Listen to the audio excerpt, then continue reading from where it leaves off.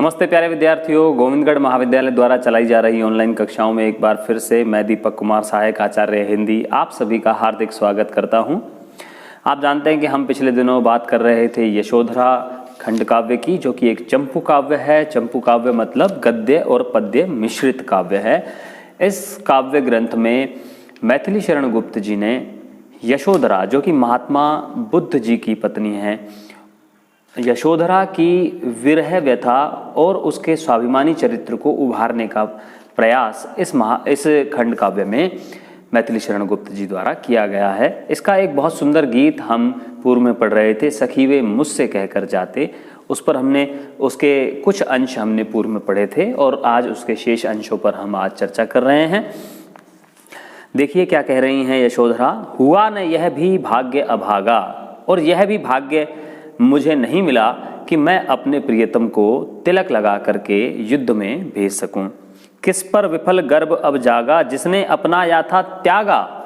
अब भला मैं किस बात पर गर्व करूं, जिसने मुझे 7 फेरे लेकर के अग्नि के सामने साक्षी मान करके मुझे अपनाया था, उसी ने मुझे आज त्याग दिया है। रहे स्मरण ही आते, और मुझे आज वो बहुत स्मरण आते हैं, मुझे बहुत याद आती है उनकी। सखी कितना अच्छा होता अगर वो मुझसे कह कर जाते। नयन उन्हें हैं निष्ठुर कहते, नेत्र जो हैं वो आंसू बहा बहा करके मेरे स्वामी को आज निष्ठुर कहते हैं। पर इनसे जो आंसू बहते, पर इन नेत्रों से जो आंसू बहते, कब, जब वो जाने की बात कहते। यदि वो कहते कि हे प्रियतम, हे प्रियतमा या हे प्रिया, मैं वन को जा रहा हूँ, सत्य की खोज में जा रहा हूँ और मैं अब कभी घर पे लौट कर नहीं आऊँगा, तो मेरे इन नेत्रों से आंसू बहते, तो सदैव हृदय वे कैसे सहते। तो भला वो दयालु हृदय, सदैव हृदय का मतलब है जिसमें दया भरी हुई हो, ऐसे हृदय वाले मेरे स्वामी मेरे नेत्रों से बहने वाले आंसुओं को कैसे सहते। इसीलिए शायद वो मुझे बिना बताए चले गए हैं। और यहाँ ये स्वयं ही उनके बिना बताए चले जाने के निर्णय को जो है वो सही ठहराते हुए कह रही हैं कि शायद इसलिए वो मुझे बताकर नहीं गए, क्योंकि यदि जब वो मुझे बताते तो मेरे नेत्रों से आंसू बहते, तब वो इन बहते हुए नेत्रों को देख करके हो सकता है कि जा ही न पाते, उस लक्ष्य को ही छोड़ देते और सिद्धि प्राप्ति से वंचित रह जाते। और संभवतः इसीलिए वो मुझे बिना बताए चले गए हैं। गए तरस ही खाते, और मुझ पर, मेरी उस हालत पर तरस खाते हुए वो वन में चले गए। सखी वे मुझसे कहकर जाते जाएं।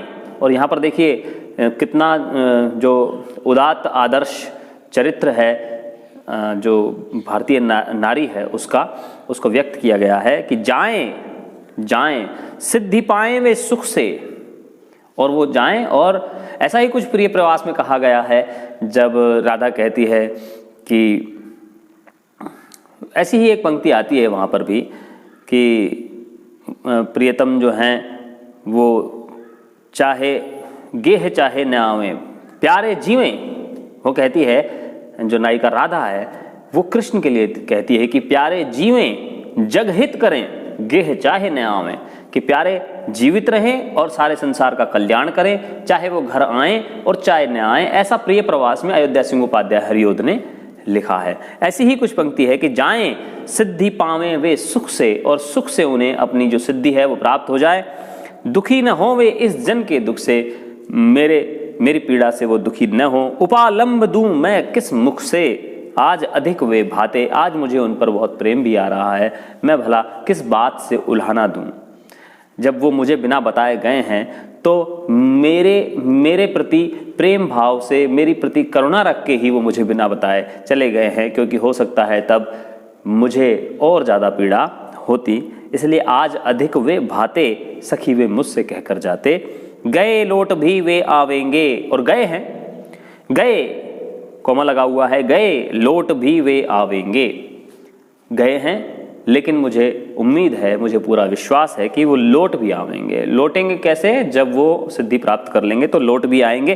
कुछ अपूर्व अनुपम लाएंगे, और अपने साथ कुछ अपूर्व, कोई अपूर्व वस्तु जो पूर्व में कहीं उपलब्ध नहीं थी, अनुपम वस्तु जिसकी उपमा नहीं दी जा सकती, ऐसी श्रेष्ठ अद्वितीय वस्तु के साथ वो लौटेंगे।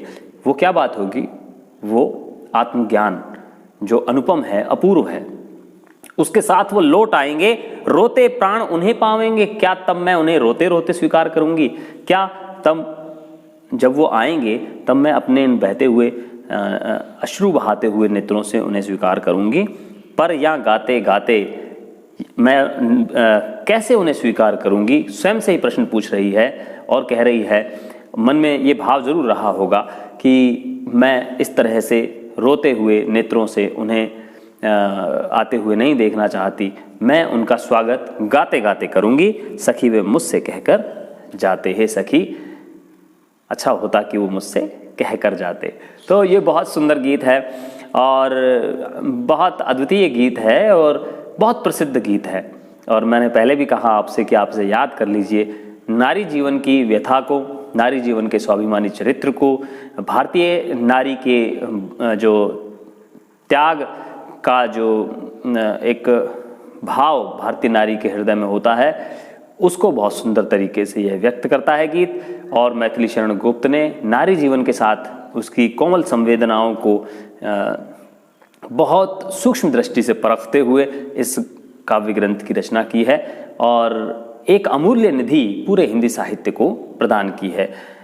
इसी के साथ आज का ये जो गीत है ये हम यहीं समाप्त कर रहे हैं। बहुत अच्छा लगा होगा आपको और आप पढ़ते रहिए और हमारी ऑनलाइन क्लासों को देखते रहिए, सुनते रहिए। बहुत बहुत धन्यवाद, शुक्रिया।